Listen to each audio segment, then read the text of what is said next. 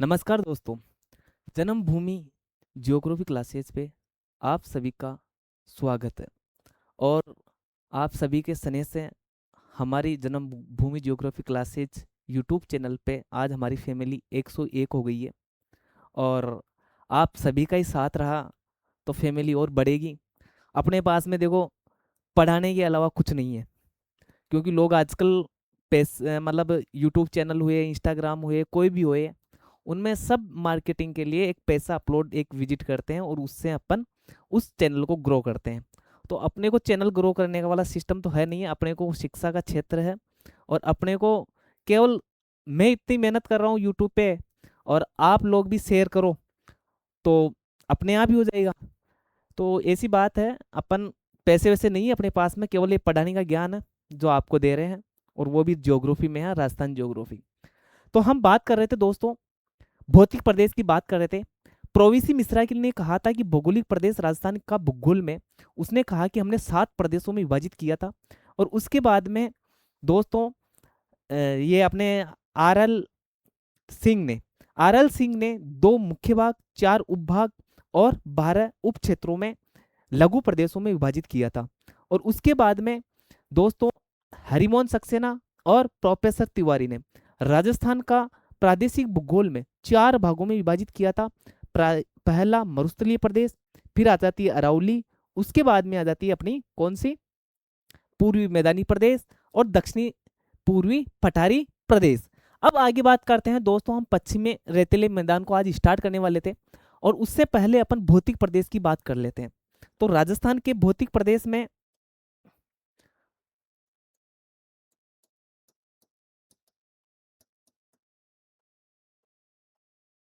राजस्थान के भौतिक प्रदेश, भौतिक प्रदेश, भौतिक प्रदेश में हम बात करेंगे दोस्तों, पहले इधर तो आ जाएगी क्रम संख्या। कौन सी? क्रम संख्या। उसके बाद में आ जाएगा भौतिक प्रदेश, भौतिक प्रदेश। भौतिक प्रदेश के बाद में हम आगे चलते हैं, तो उसके बाद में आ जाएगा दोस्तों भूभाग। किसमें? प्रतिशत में। फिर यहां पे हम लिख देंगे जनसंख्या,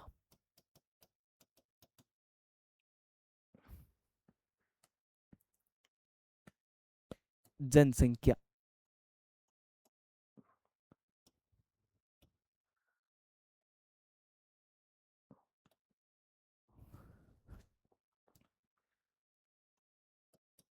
जनसंख्या। उसके बाद में हम बात कर लेते हैं दोस्तों मृदा, और एक बात कर लेते हैं साथ में जलवायु। ठीक है, फर्स्ट नंबर की बात कर लेते हैं हम। फर्स्ट नंबर में हमारा है पश्चिमी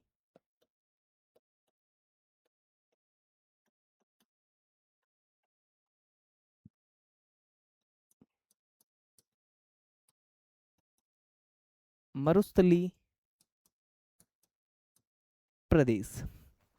और इस पश्चिमी मरुस्थल प्रदेश का क्षेत्रफल है 61.11%।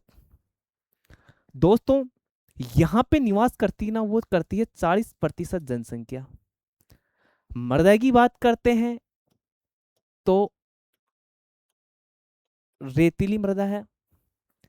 और जलवायु की बात करते हैं दोस्तों, शुष्क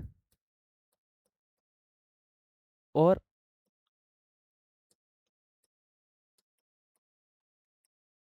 अर्ध शुष्क जलवायु है। नंबर 2, उसके बाद में हम बात करते हैं अरावली।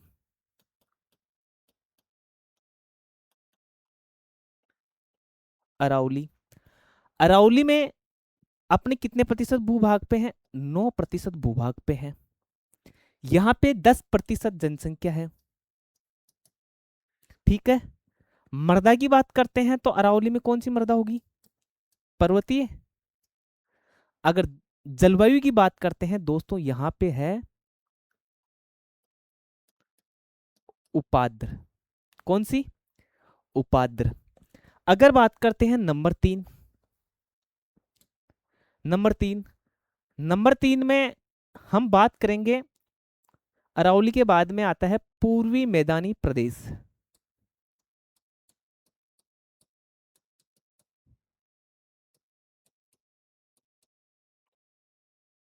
मैदानी प्रदेश, ये दोस्तों है 23.30%। अगर जनसंख्या की बात करते हैं यहाँ पे दोस्तों 39% जनसंख्या निवास करती है।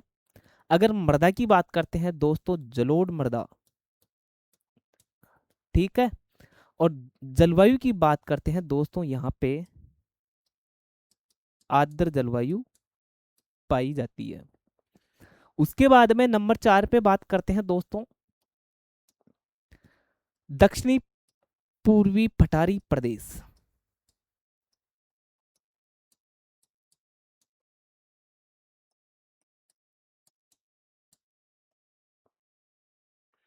दक्षिणी पूर्वी पठारी प्रदेश में है दोस्तों, ये हमारा है लगभग 6.59% या 7%।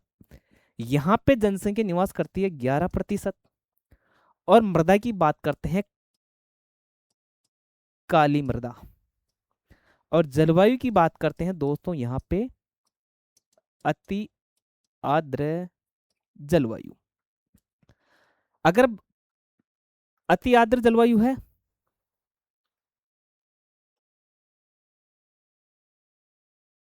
इसमें ऐसे सारणी बना लो, इससे क्या है आपको डिवाइडेशन पता पड़ जाएगा,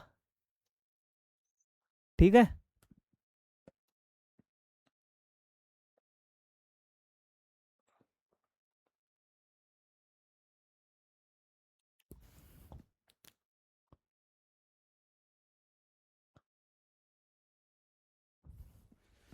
तो भौतिक प्रदेश को हम समझाने की दृष्टि से क्षेत्रफल की बात हो गई है, यहाँ पे कितनी जनसंख्या निवास करती है उसकी बात हो गई है, पूर्वी मैदानी प्रदेश कितने प्रतिशत भूभाग पे हैं इसकी बात हो गई है। और यहां से सीधा सीधा क्वेश्चंस भी पूछ सकता है, ठीक है।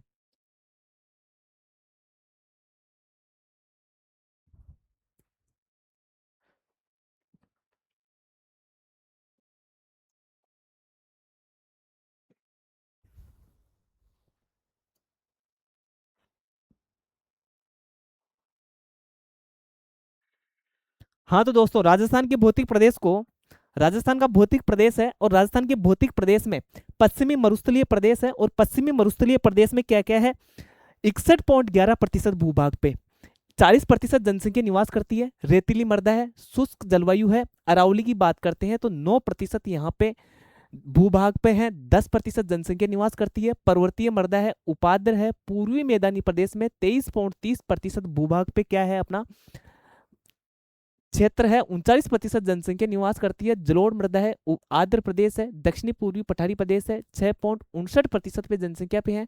तो 11% यहाँ पे जनसंख्या निवास करती है, काली मृदा है और अति आर्द्र क्षेत्र है। अब आगे बढ़ते हैं हम दोस्तों, अब बात करते हैं पश्चिमी रेतीली प्रदेश की। पश्चिमी रेतीली प्रदेश के बारे में हम बात करते हैं, फर्स्ट आता है पश्चिमी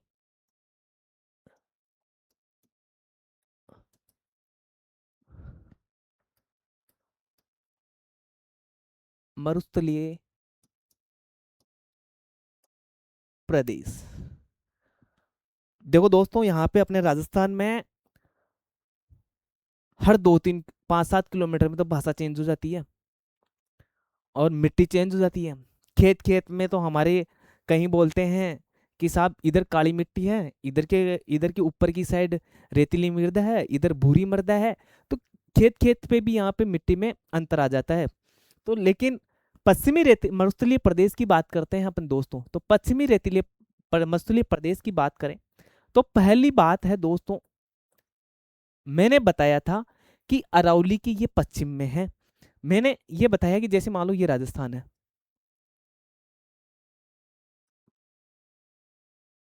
ये समझाने की दृष्टि से बनाया है, ऐसे नहीं बनाया है, बहुत गलत बन गया।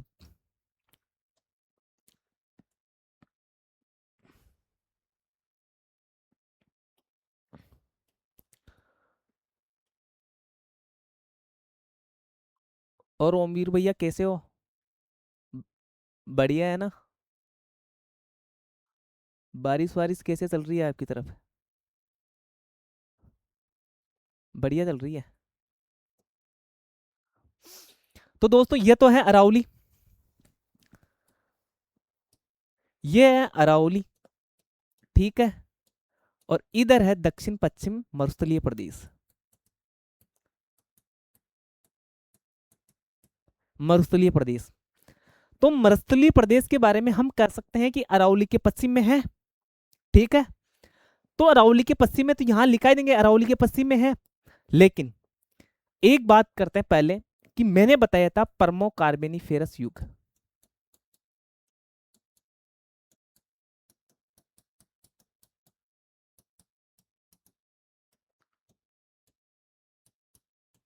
युग में यहां पे क्या था? 33 सागर था। अपन जिस राजस्थान में रहते हैं ना, वहां पे इस युग में क्या था? 33 सागर था।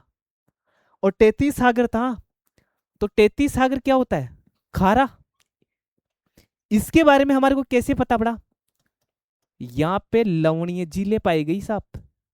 पहली बात तो मिट्टी में ही नमक की मात्रा है।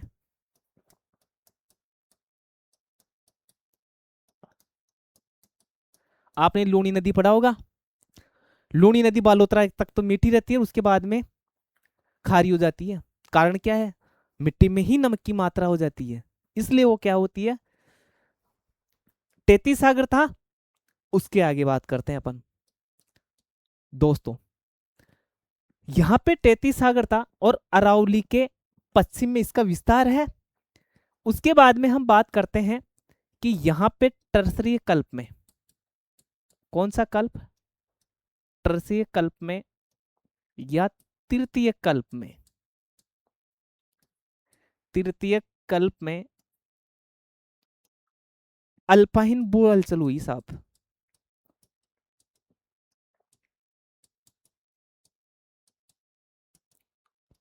भू हलचल से क्या हुआ? उतल फुतल की घटना हुई, जिससे वनस्पति से तो बना लिग्नाइट कोयला। क्या बना? लिग्नाइट कोयला। और साहब जीवों से बन गया साहब पेट्रोलियम के भंडार हो गए साहब। वह गैस के भंडार हो गए।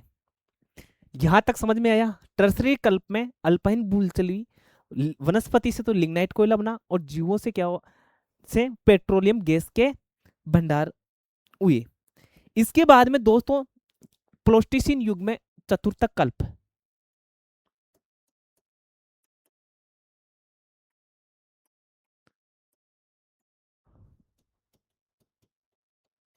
प्लोस्टोसिन युग। इस प्लोस्टिसिन युग में भाई साहब देखो यहां पे मरुस्थल था।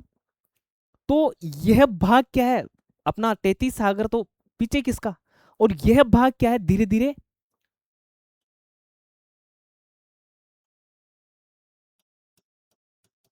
धीरे धीरे क्या हुआ? ऊपर उठा। संपीड़न की क्रिया व क्रिया से, भौतिक व वाष्पीकरण की की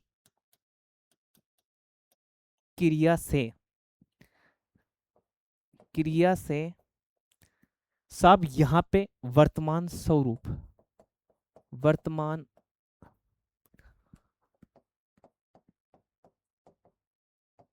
मरुस्थलीय स्वरूप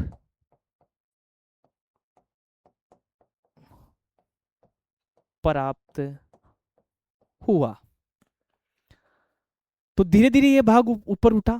संपीड़न और वलन के प्रभाव से यह धीरे धीरे भौतिक वाष्पीकरण क्रिया और मानवीय क्रियाकलापों के कारण यहाँ पे मरुस्थलीय स्वरूप प्राप्त हुआ। अब बात करते हैं, ये मरुस्थल प्राप्त हो गया अपने को। अब बात करते हैं राजस्थान की।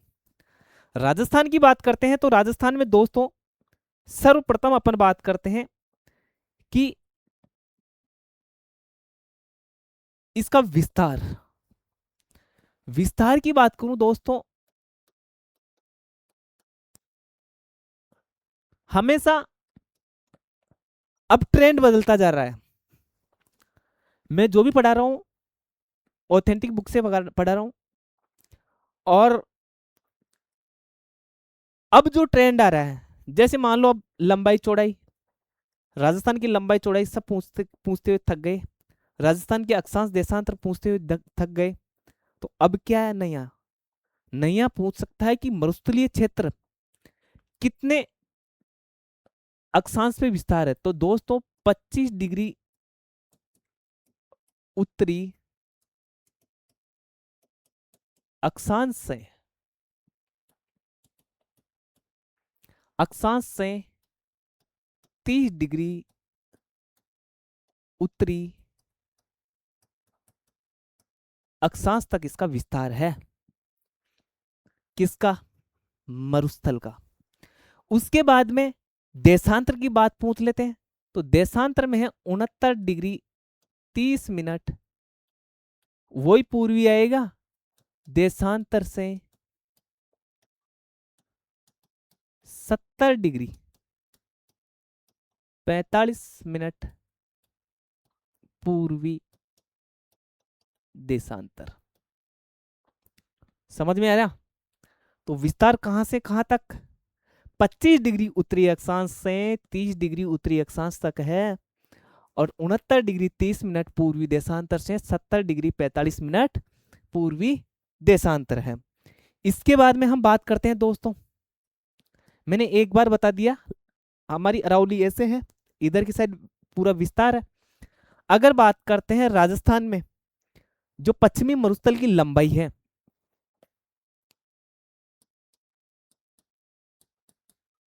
पश्चिमी मरुस्थल की लंबाई, क्या लंबाई? लंबाई कितनी है? 640 किमी। 640 किमी। अगर बात कर लेते हैं यहां पे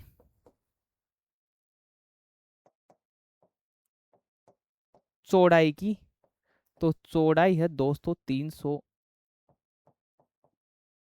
किमी। ठीक है, 640 किमी लंबा मरुस्थल है, चौड़ाई है 300 किमी। उसके बाद में हम बात करते हैं दोस्तों मरुस्थल का ढाल।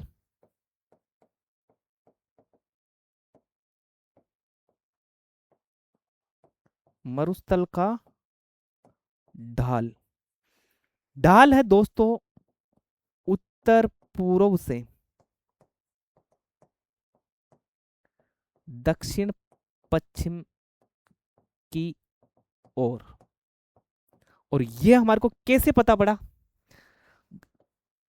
गग्गर व लूणी नदी के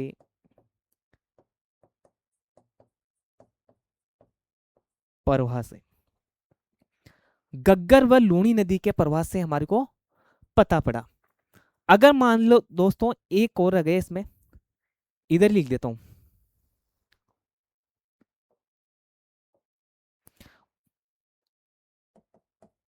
औसत ऊंचाई मरुस्थल की वो है जो तो 200 से 300 मीटर। 200 से 300 मीटर हो गई औसत ऊंचाई। मतलब कहने का मतलब उत्तर की ओर 200 के लगभग, और नीचे की तरफ, ऊपर की ओर 300, नीचे की ओर 200 मीटर। यहां तक आपके समझ में आया होगा। अब मैं बात करता हूं नक्शे में। क्या? नक्शे में हम नक्शा बनाते हैं भाई साहब।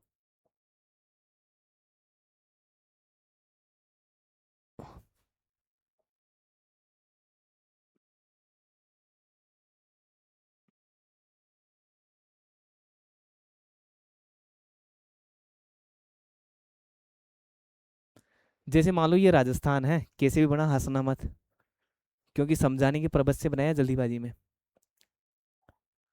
तो दोस्तों ये हमारी है अरावली। क्या है? अरावली। मैंने बताया लंबाई। लंबाई इसकी बात करेंगे तो दोस्तों ये तो है इसकी लंबाई, ये तो है लंबाई। लंबाई कितनी है? 640 किमी। अगर उसके बाद में हम बात कर लेते हैं दोस्तों इसकी चौड़ाई की, तो चौड़ाई भी हम बात कर लेते हैं। चौड़ाई है इसकी 300 किमी। अरावली के पश्चिम में है। उसके बाद में हम बात करते हैं दोस्तों ढाल। ढाल आपको पता हो तो यहां से अजमेर के आसपास से एक नदी निकलती है, लूनी। कौन सी नदी? लूनी। और इधर से एक नदी आती है, गग्गर। ये पाकिस्तान से होते हुए वापिस इधर ही आती है। तो पाकिस्तान में भी है थार का मरुस्थल। तो मैं बताऊं, मैंने बताया कि दक्षिण पश्चिम से, उत्तर पूर्व से दक्षिण पश्चिम, तो मैंने बताया ढाल, लंबाई चौड़ाई हो गई। ठीक है। अब यहां पे एक होती है अरावली का विस्तार। क्या मैं यहां लिख सकता हूं क्या? अरावली के पश्चिम में इसका विस्तार है। ठीक है। फिर बोलो, इसको थार के मरुस्थल के नाम से भी, राजस्थान में इसको थार का मरुस्थल के नाम से जाना जाता है। अब आगे बात करते हैं। यहां दोस्तों एक सांप पाया जाता है भाई साहब,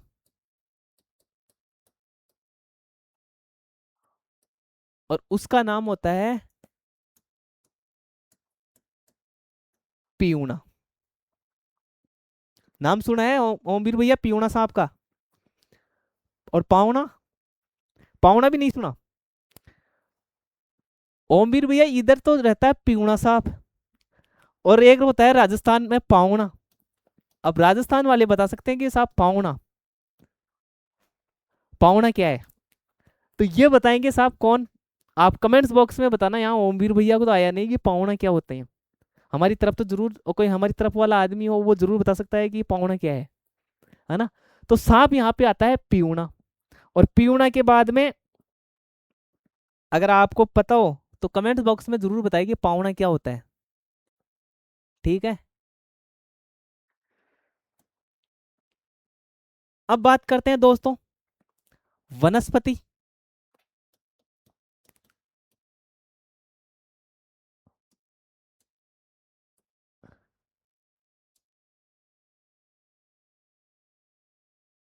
यहाँ पे वनस्पति है दोस्तों कौन सी? मरुद्भिद वनस्पति। मरुद्भिद या जीरोफाइट वनस्पति। इसकी विशेषता क्या होती है दोस्तों? पत्तियां होती है छोटी। पत्तियां क्या होती है? छोटी। व कांटों में क्या होती है? रूपांतरित। उसके बाद में आप बताऊं, जड़ें क्या होती है? गहरी। जड़ें गहरी क्या है? पानी की। जड़ें गहरी इसलिए होती है कि पानी के लिए इनकी जड़ें क्या होती है? गहरी हो जाती है। तना इनका क्या होता है? मांसल होता है साहब। ठीक है। अब यहां पे कौन कौन से पेड़ होते हैं भाई साहब? एक तो खेजड़ी, केर, बबूल, और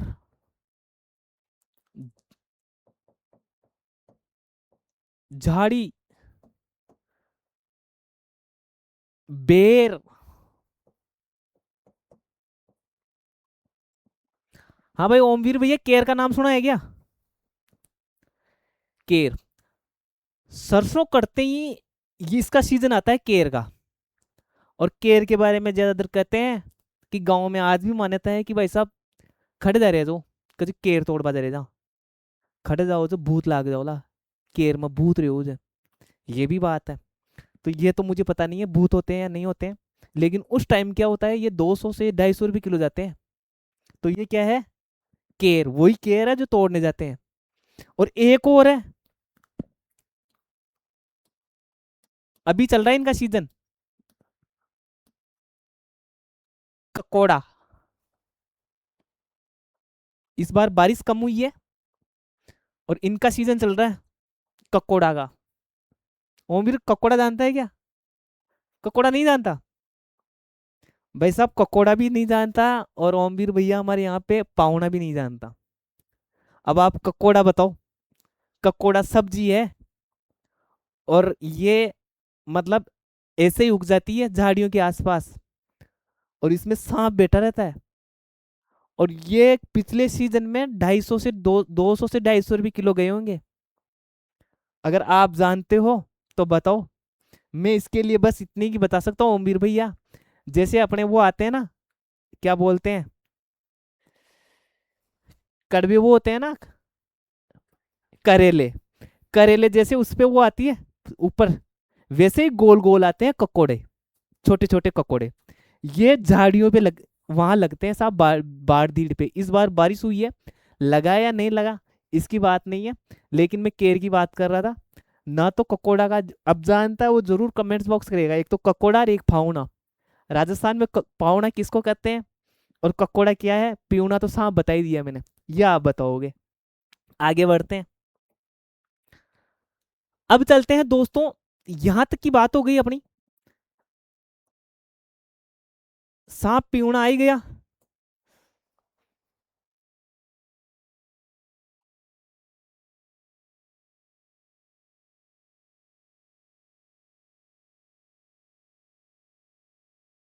ठीक है, अब चलते हैं दोस्तों कौन सी बात पे, कि हमारे को राजस्थान में जो विस्तार है मरुस्थल का, वो विस्तार कहां तक है, किस किस जिलों में फैला हुआ है, इसकी बात करेंगे हम आगे वाली वीडियो में, है ना।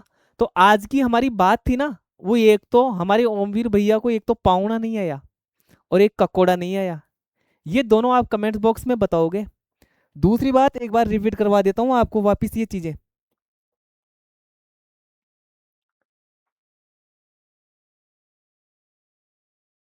परमो कार्बोनेसी युग में यहाँ पे क्या था, 33 सागर था, लवणीय झीलें थी, मिट्टी में नमक की मात्रा थी। अरावली के पश्चिम में है, राजस्थान में इसको थार के मरुस्थल के नाम से जाना जाता है।